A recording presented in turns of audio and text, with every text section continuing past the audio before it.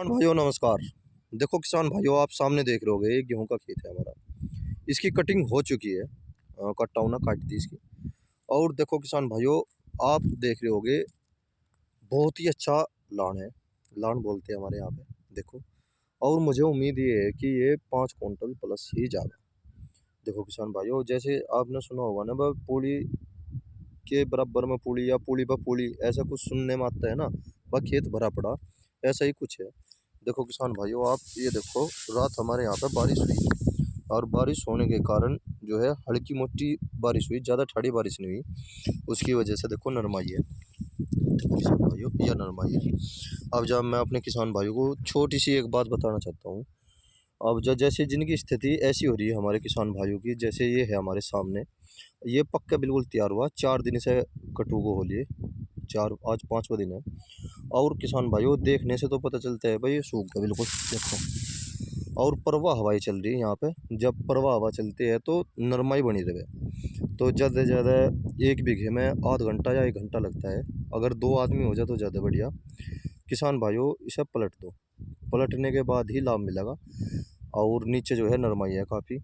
और देखो किसान भाइयों, मैंने आपको पहले भी बताया था, खेती करने का तरीका होता है ये, जो मैंने आपको बताया था। गेहूँ हो, सरसों हो या गन्ना हो, देखो गेहूँ की जो जड़ें होती है वह 4 इंच 5 इंच तक जाती है बस। उसके लिए रूटरी भी काफ़ी हो जाए, अगर रूटरी वाला अच्छी तरह से बहती कर दे तो। पर किसान भाइयों, मैं कहता हूँ कि रूटरी निकलवाओ, और उसके बाद फिर टिलर निकाल के जब भी गेहूँ की बुआई करो, सबसे बेस्ट रहता है। एक तो गेहूँ गिरते नहीं उससे, क्योंकि मड़ा लग जा फिर। एक तो गेहूँ गिरते नहीं, और एक दूसरा किसान भाइयों, जैसे आपने देखा होगा, बहुत से किसान भाई जो है गेहूँ जो बुआई करते हैं, बीज पपेट आवे, और फिर ठाके अपना रूटरी वाला काट का जा, और सुबह को जाके कूने काने कर दे। क्योंकि ज़्यादातर ट्रैक्टर वाले जो मुड्ढे की राख होती है, उनसे बचने के लिए, गर्दे बचने के लिए सुबह के पसर में जाते हैं, और पसर में इस कार्य को करते हैं। देखो किसान भाइयों, ये गेहूँ मेरे एक गिरे नहीं, कहीं कहीं पे हल्का सा झुकड़ा लगा था, क्योंकि ज़बरदस्त गेहूँ थे ये, बहुत ही ठाड़े गेहूँ थे ये। और कट्टा तो बेचारे कह भी रहे थे वह बहुत ठाड़े है, मगर भाई कोई बात नहीं है, परमात्मा की देन है। किसान भाइयों, अगर हम अपनी फसल में लागत देते हैं तो उसका रिजल्ट ही रहता है सामने। गेहूँ की खेती नुकसान की नहीं है। नुकसान की खेती जब हो जाए, जब हम मजदूरी भी देवे और लागत कम देगा, हमारे फसल कम निकले। लागत ठीक ठाक दे दो, फसल अच्छी हो जाए, और फसल अच्छी हो जाए तो किसान को औसत आ जाए।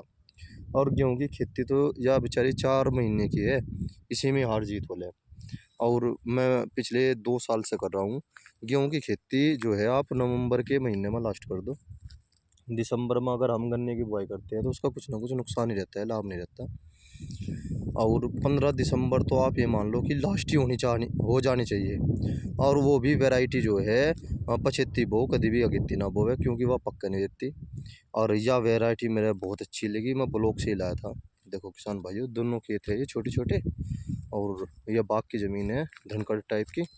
बहुत अच्छा खड़ा। देखो किसान भाई, कितना अच्छा गेहूँ है, कोई कमी नहीं है बिल्कुल भी। देखो किसान भाइयों, और हाथ से कटिंग हो रही, तो मुझे उम्मीद ये है कि 5 क्विंटल के समथिंग तो ये निकल ही जाएगा। 1.5 बीघे का खेत है ये। देखो किसान भाइयों।